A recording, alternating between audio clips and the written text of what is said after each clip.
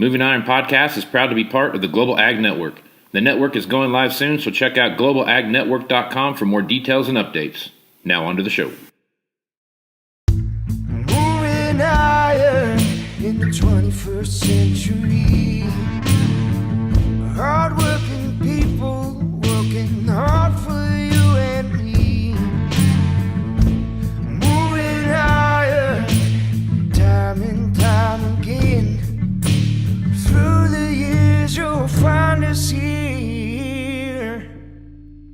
Moving iron.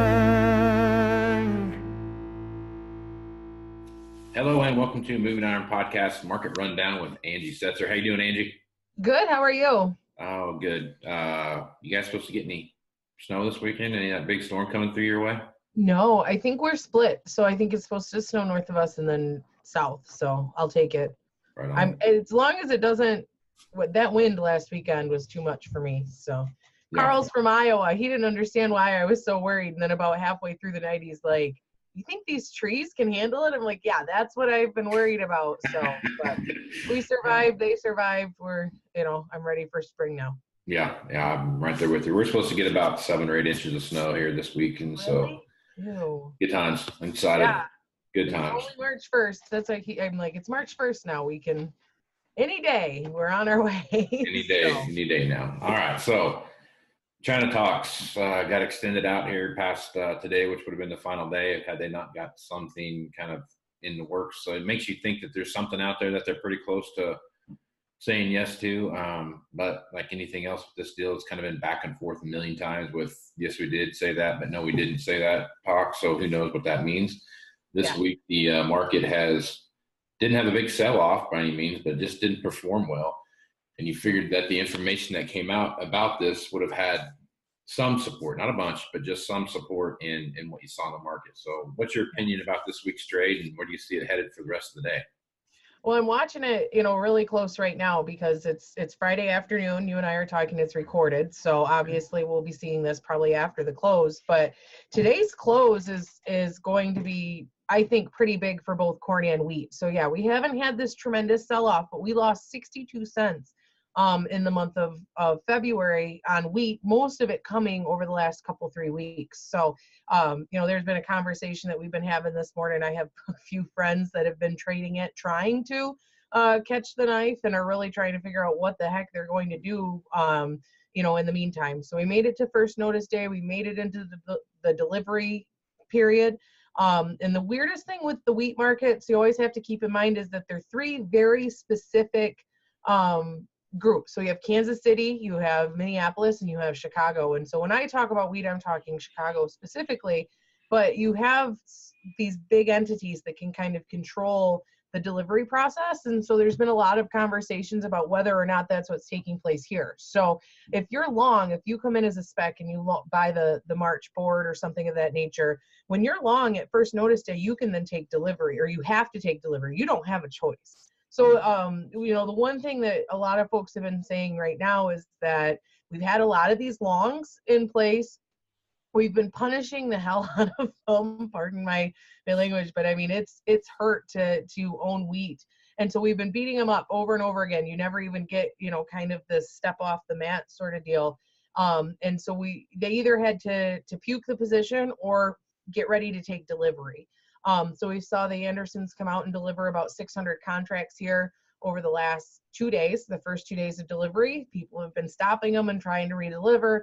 Hopefully what that means, or what that's getting us, short story long, basically, is as we work into the delivery process and start to actually see the wheat move into the hands of the people that physically, can handle it, either take delivery or ship it out, I think we could see a correction. So that's what we're watching right now. We're 11 cents off the low on the March. Corn is also off the low, trading a little bit higher here by 1/4 cent. So don't spend it all in one place, but we're about 5 cents off the low. So these are all good signs of, hopefully being done with this death march that we've been on for what feels like forever. Yeah. Okay, so let's talk about the weather. I mean, we're heading into March 1st now. The next 2 weeks of March look like it's supposed to be pretty brutally cold through much of the Corn Belt and not in the plains. When's the market going to start looking at that, being like, we might get behind on some planning here, and this might be a bigger issue than we thought, just because of the amount of field work that still needs to be done? Yeah, that's huge. And so that's a struggle. I mean, we knew the amount of field work that's needed to be done for quite some time, obviously, because it didn't get done by the end of November. But it really wasn't a conversation that a lot of people had. I had a bunch of people still saying, oh, no. We just need some warm, dry weather in February and we'll be okay. All right, well, cool. It's March 1st. Right. We saw record high snowfall. Right. I think Des Moines was fifth snowiest, like Mason City was in the top 10. You look into places like the Dakotas, Minnesota, those places, okay, it's March 1st. It's not a big deal. Look at the Delta. Look at the Plains. Yeah. You guys are going to have 7 inches of snow this weekend, So the places that should be doing this fall prep field work at the very least aren't.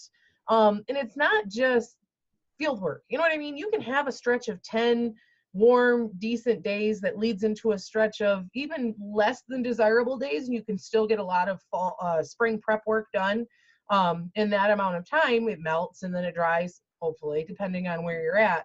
So you have this ability to get a lot of work done.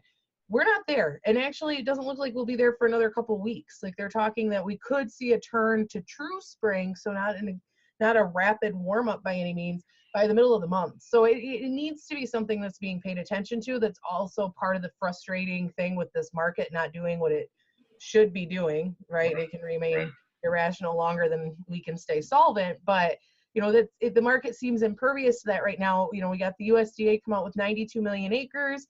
At 92 million acres, we saw carry out remain relatively close to unchanged. Picture that at 90. It's a huge difference. It's 360 million bushel of difference at a 180 yield. So say 175 is harder math. So that's why I used 180. But the problem is that every day you want to beat the bullish drum for corn with that story, you have to remember what that means for soybeans. So it could be, one of those things where you could see those markets start to separate eventually if they wanted to trade what was actually taking place on the weather side. Right. When do you think we'll start seeing some effect on the wheat market with what's happening in Australia and the amount of drought that they have over there? I mean, it sounds like to me everything's on fire. I mean, yeah. I mean, if you wanted to, really put anything on, what is it, under congressional scope of investigation, let's look at the collusion that's taking place with Russia and the wheat market, because right now that seems to be the only thing that people are paying attention to is what's going on with the Russian wheat supply. I heard someone say the other day that global wheat supplies were burdensome. Okay, pull China out and you have 46% of the overall global wheat supply. So you can say that based on the number that you're looking at, but China's wheat's not making it into the pipeline. A lot of this wheat that's sitting in other places is going to be needed. And honestly, right now, in my opinion, I'm planning on carrying forward last year's wheat, some of it, because I think my crop size in my area that's coming into my elevator is going to be that much smaller that if I want to have anything in storage to capture carry and try to gain some basis improvement, it's going to be wheat.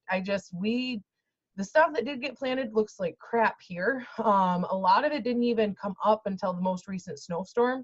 And we really needed kind of this nice, decent, mild winter without a lot of freeze and thaws and a nice warm up in March. And we're not seeing any of that. So it'll be interesting to see what the crop looks like April 1st, May 1st, and then obviously July 1st when it's time to harvest it.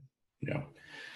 Yeah, there's just some of the stuff that's going on in the market adds up and some of it doesn't add up. And to me, the wheat market's one of those ones that just doesn't quite add up to what we see happening as far as world supply and then what demand looks like on top of that. So yeah, a lot of stuff going on, Angie. So people want to reach out to you, pick your brain a little bit, maybe figure out what's going on in the world from your perspective. How to do that? Yeah, I'm open to anyone telling me what's going on in the world right now because I'm clueless. So you can find me on Twitter at Goddess of Grain, or you can email me at asetzer@citizenselevator.com. Right on. Well, Angie, take care of yourself, and we will talk to you again next week. Sounds good. Have a good weekend. All right. Moving higher in the 21st century. Hard work.